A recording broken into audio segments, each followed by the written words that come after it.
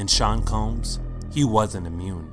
In fact, he seemed to be the perfect example of how power can corrupt absolutely.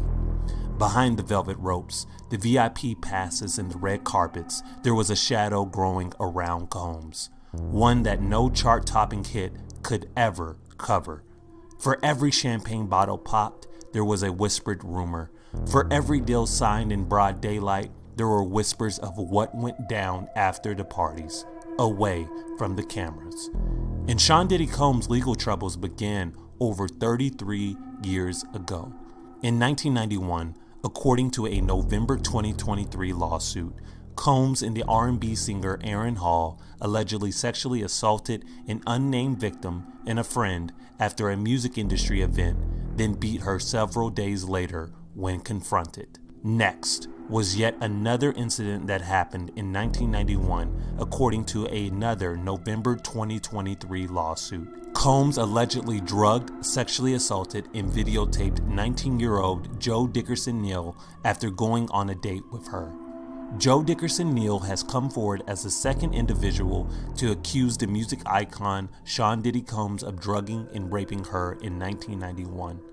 On November 23rd of 2023, she filed a lawsuit in the Manhattan Supreme Court just before the New York State Adult Survivors Act's deadline. Along with the allegations of sexual assault, she accuses Diddy of engaging in revenge porn, claiming he shared explicit footage of her with others in the music industry.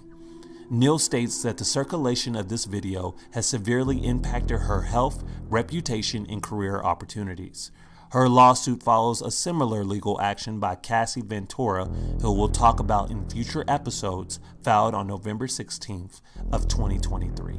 Joe Dickerson Neal was born in 1970 in New York and raised by her mother after her father passed away when she was just 6 months old. She credits her mother for instilling strong moral values. In 1987, she enrolled at Syracuse University, majoring in psychology.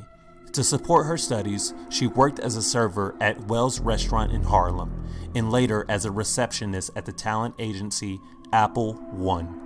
She also worked as an assistant for DJ Funkmaster Flex's company and a location scout for cameraman Gary Brewer, collaborating on music videos for Grammy-winning artists like A Tribe Called Quest and more. Joy Dickerson Neal's lawsuit outlines a harrowing story of sexual assault, humiliation, and emotional trauma, allegedly at the hands of Sean Diddy Combs. At the time, they were part of the same social circle and had worked together on the music video for Straight from the Soul by Finesse and Sequoias. Although she initially resisted his advances due to rumors of his misogynistic behavior, she eventually agreed to have dinner with him.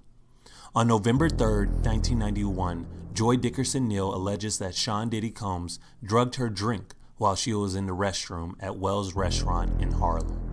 She claims he then took her to a recording studio and later his home, where he sexually assaulted her, causing severe pelvic pain.